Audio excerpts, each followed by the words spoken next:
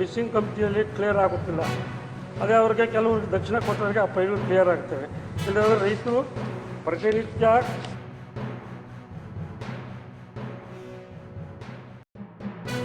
ಅರ್ಥ ಇದೆ, ಆದರೂ ಸ್ವಲ್ಪ ಸರಿಪಡಿಸ್ತೇನೆ.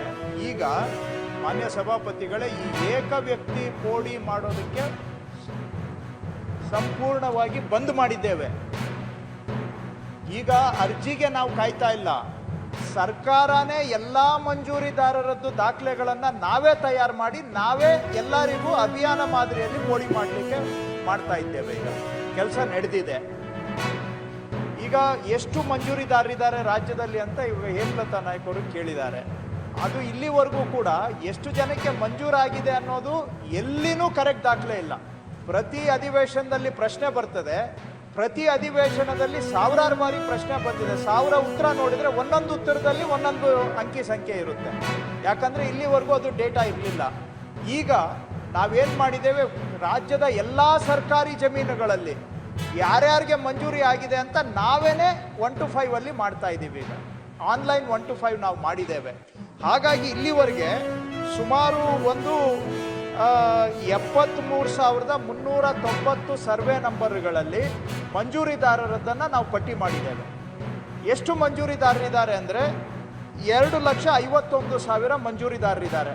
ಅದರಲ್ಲಿ ಇನ್ನೂ ನಾವು 1 to 5 ಮಾಡಬೇಕಾಗಿರೋ ಸರ್ವೆ ನಂಬರ್ಸ್ ಇನ್ನೂ 67,000 ಇದೆ. 73,390 ಮಾಡಿದ್ದೇವೆ. ಇನ್ನೂ 67,000 ಸರ್ವೆ ನಂಬರ್ಗೆ 1 to 5 ಮಾಡಬೇಕಾಗಿದೆ.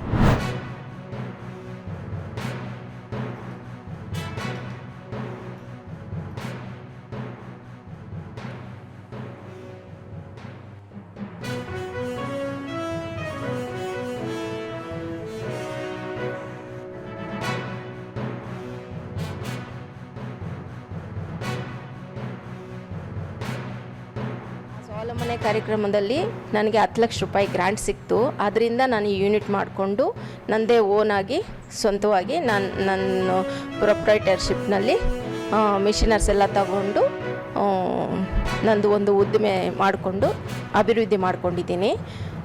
ಅದರ ಪ್ರಯುಕ್ತ ನನಗೆ ಸ್ವಾತಂತ್ರ್ಯ ದಿನಾಚರಣೆಗೆ ಡೆಲ್ಲಿಗೆ ಆಹ್ವಾನ ಬಂದಿದೆ. GKVK ಬೆಂಗಳೂರು GKVK ಅಲ್ಲಾಗ್ಬೋದು ನಮಗೆ ಹಲವಾರು ತರಬೇತಿಗಳನ್ನು ಕೊಟ್ಟಿದ್ದಾರೆ. ಹಾಗೆ ನಮ್ಮದು ಉದ್ದಿಮೆಯನ್ನು ಅಭಿವೃದ್ಧಿ ಮಾಡ್ಕೊಳ್ಳಿಕ್ಕೆ ಬ್ರ್ಯಾಂಡಿಂಗ್ ಎಲ್ಲ ಹೇಗೆ ಮಾಡ್ಕೊಳ್ಬೇಕು, ಇದನ್ನು ಸೇಲ್ಸ್ ಹೇಗೆ ಮಾಡಬೇಕು, ಪ್ಯಾಕಿಂಗ್ ಎಲ್ಲ ಹೇಗೆ ಮಾಡ್ಕೊಳ್ಬೇಕು, ಇದನ್ನು ಹೇಗೆ ಅಭಿವೃದ್ಧಿ ಮಾಡ್ಕೊಳ್ಬೇಕು ಅನ್ನೋದ್ರ ಬಗ್ಗೆ ತುಂಬ ತರಬೇತಿಗಳನ್ನು ಕೊಟ್ಟಿದ್ದಾರೆ. ಇದೆಲ್ಲ ಕೂಡ ನಮಗೆ NRLM ಸಂಜೀವಿನಿ ಯೋಜನೆ ಅಡಿಯಲ್ಲಿ ಸಿಕ್ಕಿರುವಂಥದ್ದು.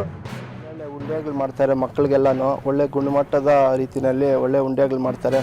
ಮತ್ತು ಯಾವುದೇ ರೀತಿ ಕಾಯಿಲೆ ಕಷಾಯಗಳೇನು ಬರ್ದಿರೋ ಮಕ್ಕಳಿಗೆ ಒಳ್ಳೆ ರೀತಿಯಲ್ಲಿ ಗುಣಮಟ್ಟದ ರಿಸಲ್ಟ್ ಸಿಗ್ತಿದೆ. ಹಾಗೂ ನಮ್ಮ ಹೆಣ್ಮಕ್ಳು ಇಲ್ಲಿಂದ ಡೆಲ್ಲಿವರೆಗೂ ಒಳ್ಳೆ ಹೆಸರು ಮಾಡಿ ಒಳ್ಳೆ ಗುಣಮಟ್ಟದಾಗ ನಮ್ಗೆ ಬೆಲೆ ತಂದು ಕೊಟ್ಟಕ್ಕೆ ಇದು ಮಾಡ್ತಿದ್ದಾರೆ. ಬೇರೆ ತರಬೇತಿಯನ್ನು ನೀಡಿ ಅವ್ರಿಗೆ ನಾವು ಸ್ವಾವಲಂಬನೆಯಾಗಿ ಮಾಡ್ತಾಯಿದ್ದೀರಿ. ಉದಾಹರಣೆಗೆ ಹೇಳಬೇಕಂದ್ರೆ SWM ಸ್ವಸಹಾಯ ಸಂಘದವರು ನಡೆಸ್ತಾ ಇದ್ದಾರೆ. ವಾಹನ ಚಾಲನ ತರಬೇತಿನ ನಾವು ಆ ಸಿಟಿನಲ್ಲಿ ಕೊಟ್ಟು ಅವರೇ ಡ್ರೈವರ್ಸ್ ಆಗಿ ಮತ್ತು ಲೈಸೆನ್ಸ್ ಎಲ್ಲ ಕೊಟ್ಟು ಕಸ ಸಂಗ್ರಹಣೆ ಮಾಡೋದು, ವಿಂಗಡಣೆ ಮಾಡೋದು, ಮತ್ತು ಅದನ್ನು ತೊಗೊಂಡು ಹೋಗಿಬಿಟ್ಟು ಒಂದು ಕಡೆ ಡಂಪ್ ಮಾಡಿ ಇದನ್ನೆಲ್ಲ ಸಂಪೂರ್ಣವಾಗಿ ಎಲ್ಲ ಮಹಿಳೆಯರನ್ನು ನೋಡ್ತಾ ಇದ್ದಾರೆ.